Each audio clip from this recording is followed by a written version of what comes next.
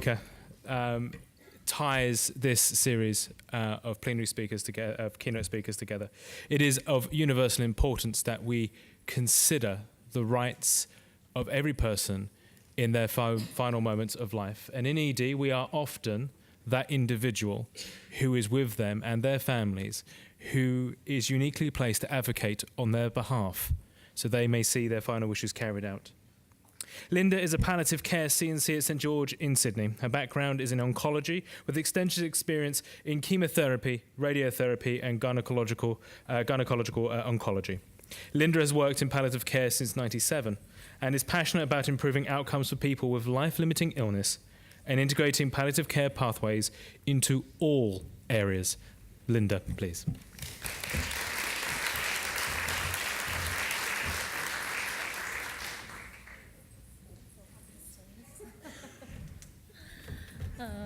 Thank you for inviting me to speak today. Just check how I change my... Sorry, green one. The green one, there you are. So thank you again for asking me to speak today on something that I believe in very passionately, something you all now know I have done for nearly 20 years, palliative care. So let's start. Dying in the emergency department. I'm sure that you see a lot of patients in your day-to-day work who come in who have advanced disease, who it's very clear time is short for, and for whom there seem to be poor planning. I would like to start by saying, that how you die matters, and it matters a lot. It matters not just to the person who's dying, but it matters to those that are left behind, and a bad death is embedded in that family's history forever.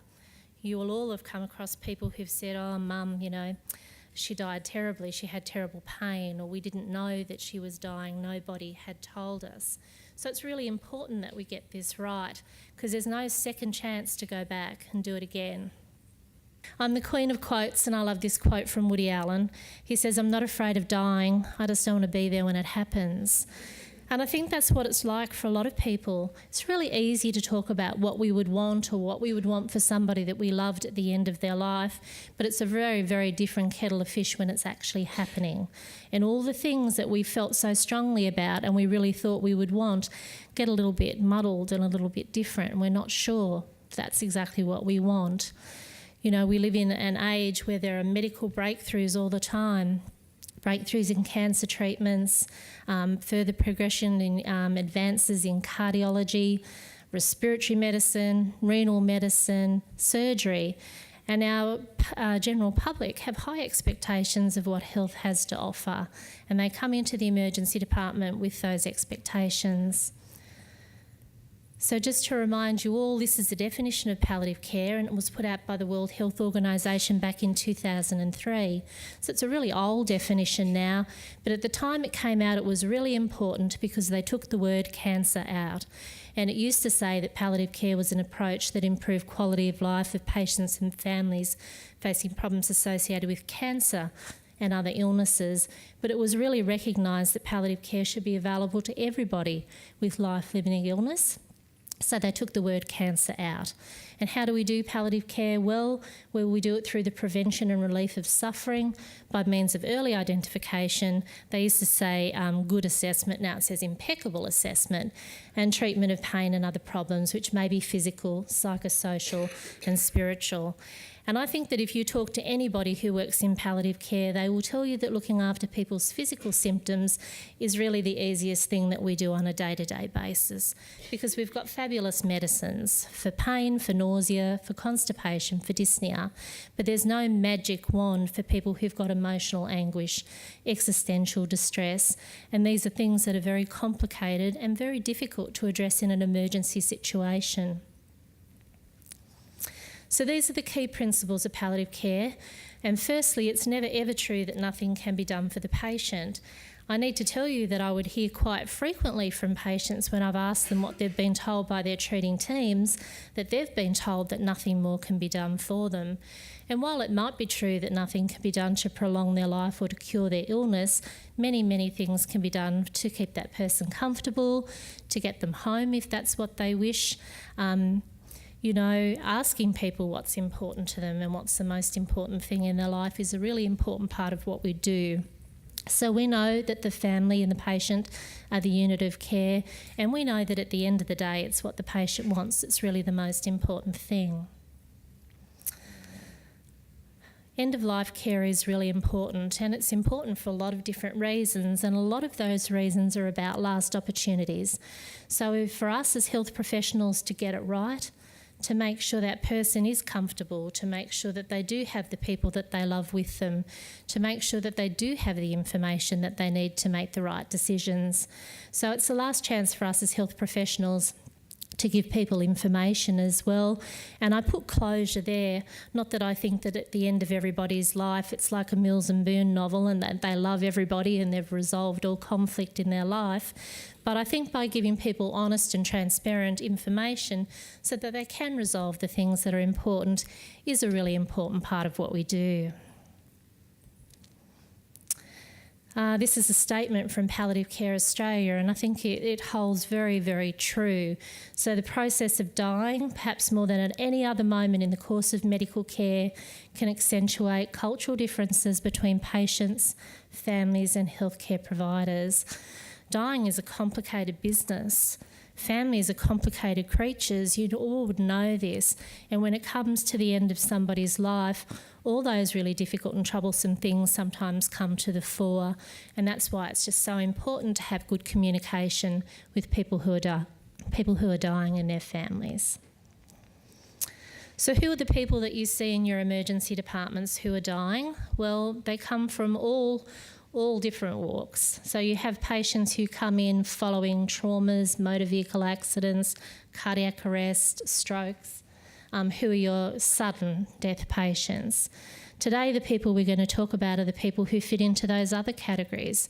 So people with terminal illness, such as advanced cancer, who have, a fairly stable trajectory for a while until their disease metastasizes, treatments start to fail, and the end of their life comes quite quickly. Patients with organ failure, so those patients who've got respiratory, cardiac, renal failure, who present to our EDs looking like, this might be a final admission, and they kind of rally and go home and they come back and do it again and again and again. And then we have the frail and elderly patients who present to our EDs for all kinds of reasons. And something that Gillian touched on that's very, very true is the problems that we have in our aged care facilities here in Australia.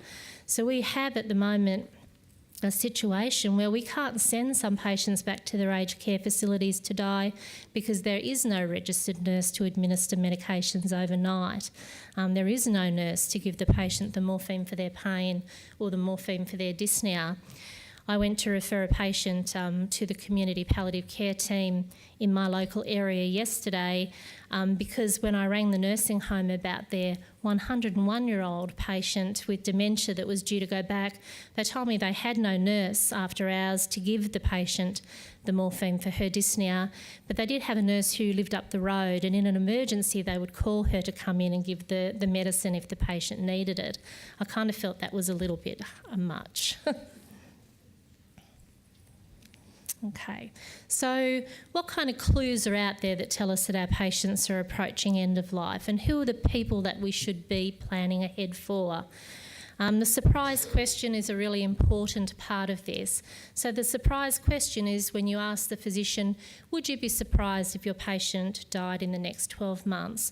And if the doctor says, no, actually I'd be surprised if they were still alive in the next 12 months, then these are the people that should be planning ahead for.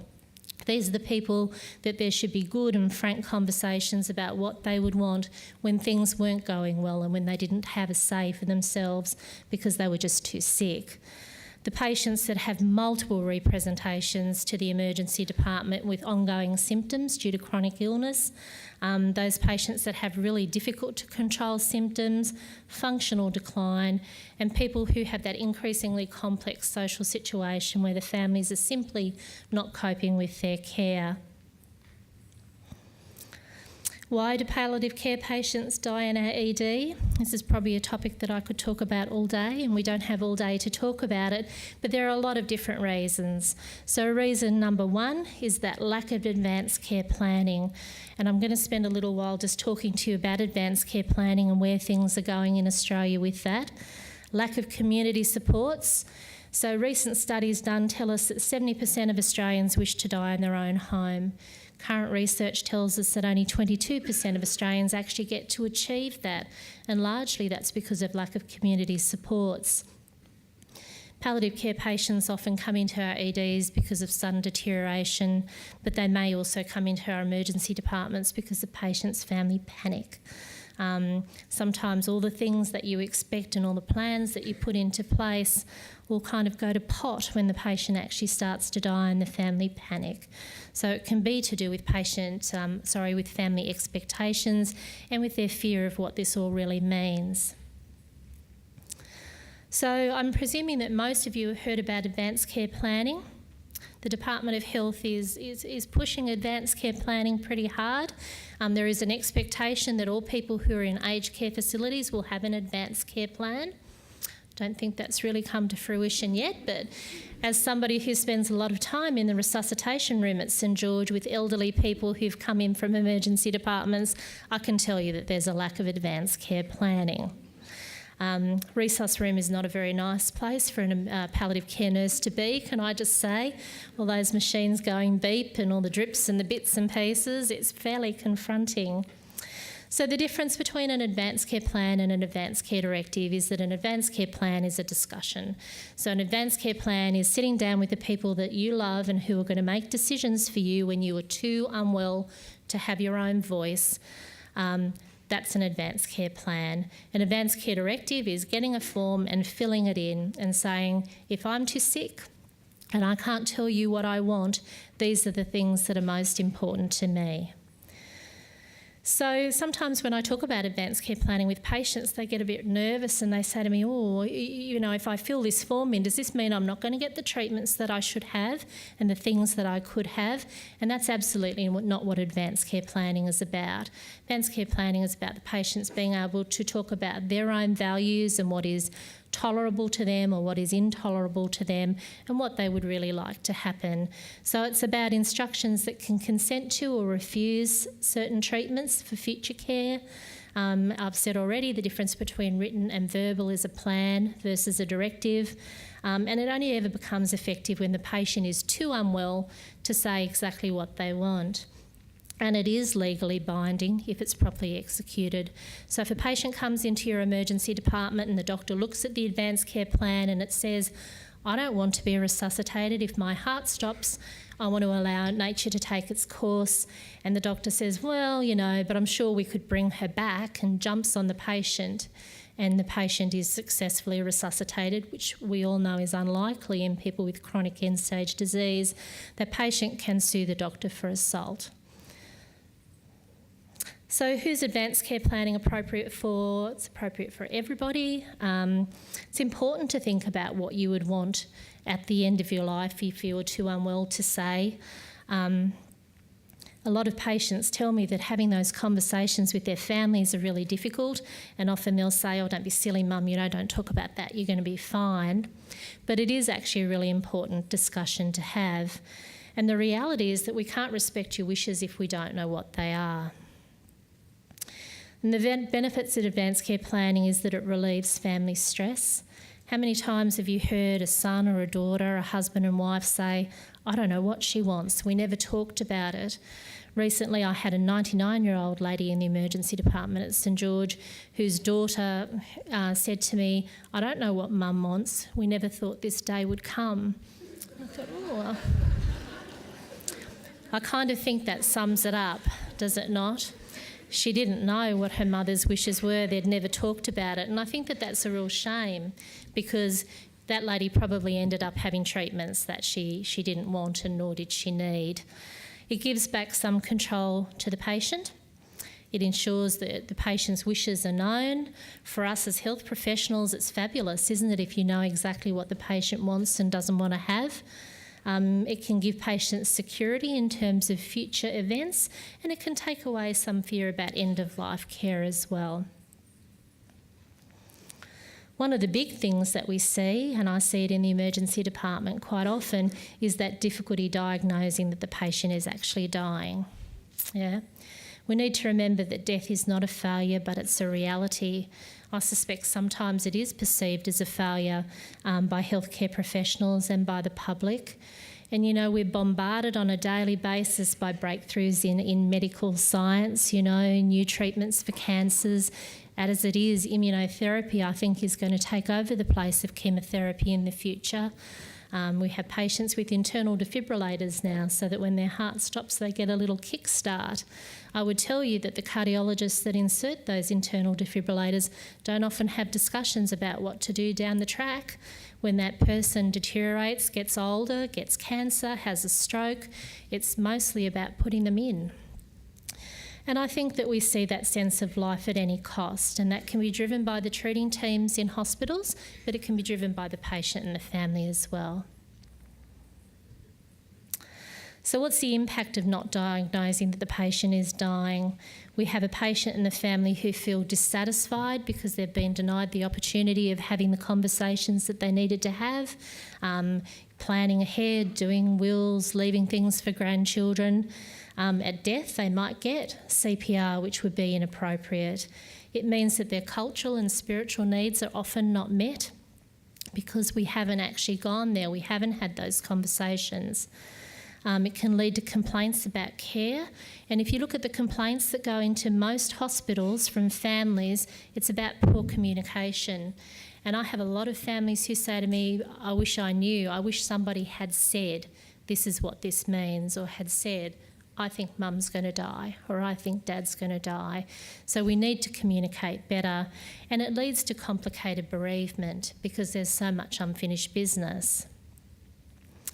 So what's a good death? And I think if I surveyed you all on what you think is a good death, most of these things would ring true to you. It's having control. And as a control freak, I would want to have control. I would want to have a say in what care I received and what I didn't. It's about being pain-free. It's about having engagement with religious and spiritual things that are important to you. It's having that sense of life completion, so being able to say the things that are important and doing the things that are important. It's about choice over treatment options. It's about dignity, and dignity means different things to us all. It's about having family there at the time of death. It's about having quality of life during that process of dying. And it's about good relationships with healthcare professionals. So can palliative care patients die well in ED? So I think the answer to that in general is yes. Is it ideal? No.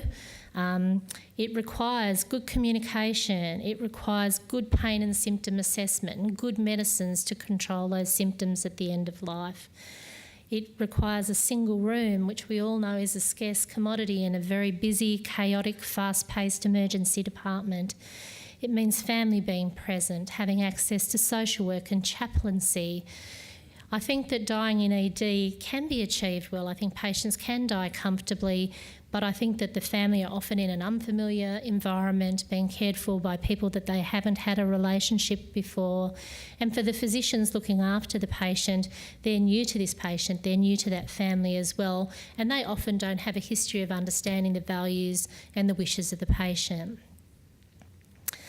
So I told you I was the quote queen. I love quotes, and I love this quote from Ernest Hemingway.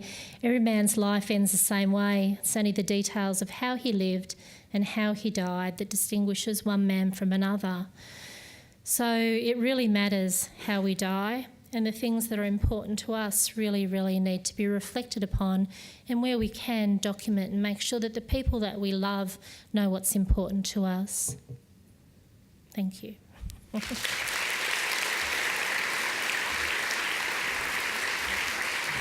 Stay there. Okay. We're going to find out. We've got some questions for you. Are there any questions for Linda?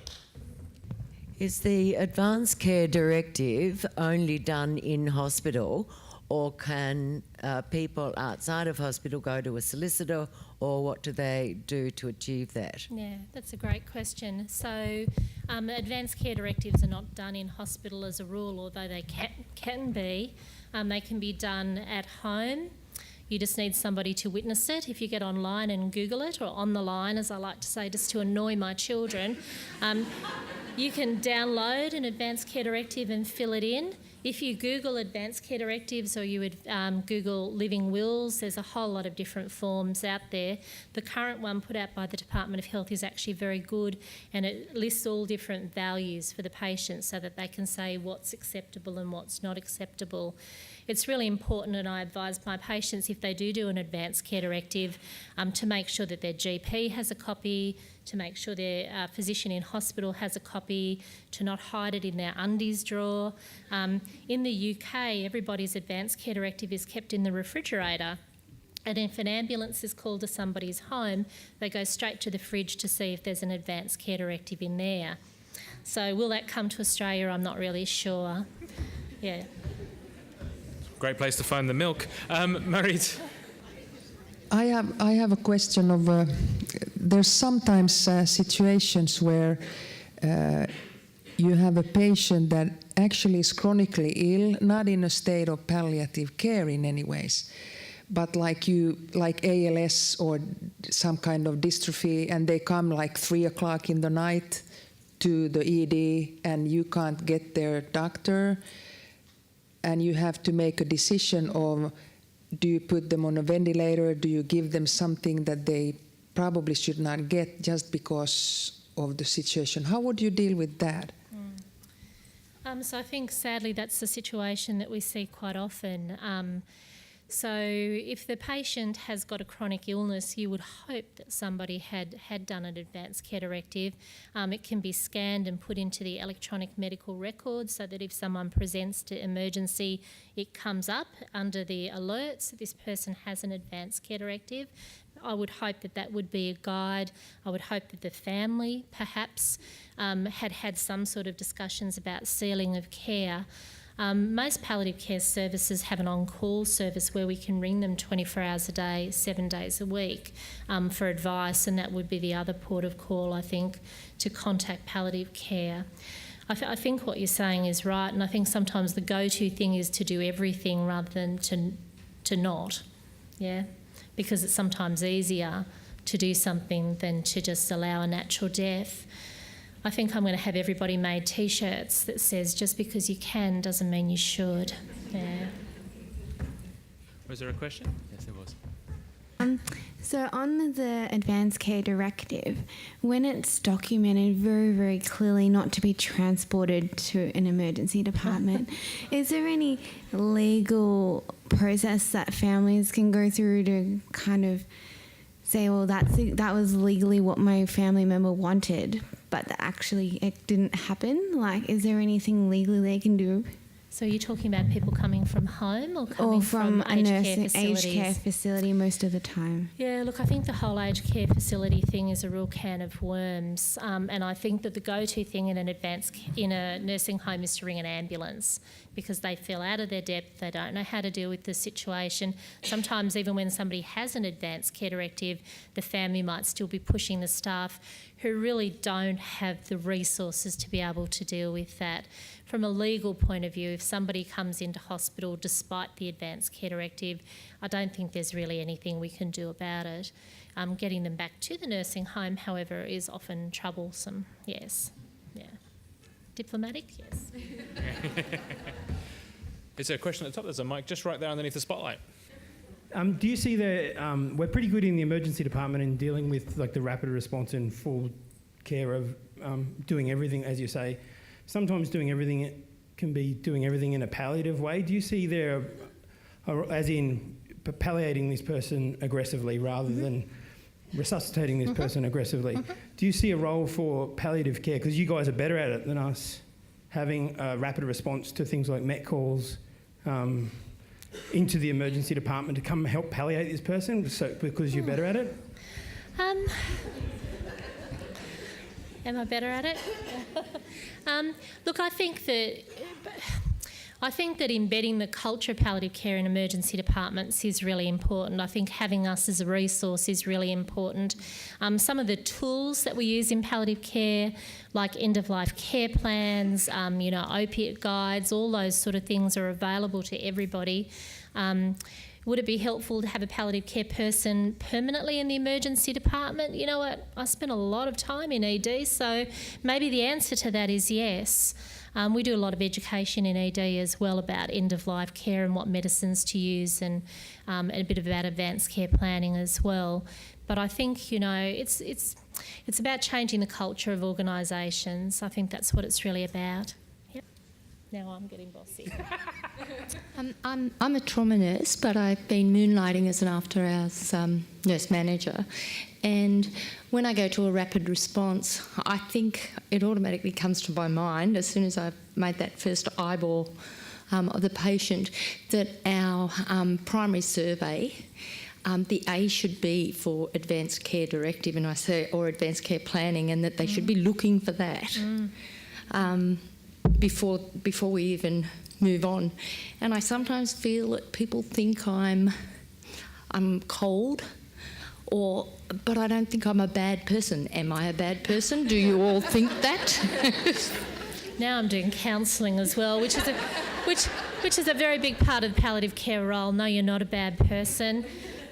I would say to you that most MET calls or PACE calls is a defining moment in that patient's, disease trajectory, where somebody looks at them and says, why is there no ceiling of care?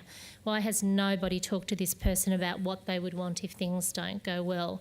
And there are a lot of reasons why those discussions don't happen, and probably we could talk about that all day. But no, you're not a bad person, you're a sensible person. And the greatest skill you can have as a palliative care nurse and as an emergency nurse is a good dose of common sense. Yeah. That'll be my C. That'll be my A, B, C. Okay. Yes. I think just to draw on from the question that was provided from up in the mezzanine level, emergency nurses, we are guilty. We can go from 0 to 100 in split seconds.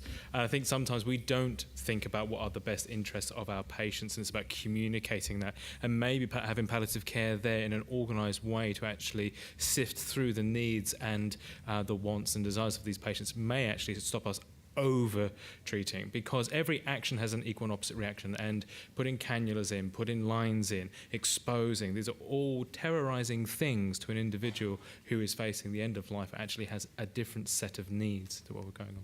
So please, round of applause and thank you for Linda. Very good for us. Don't step backwards.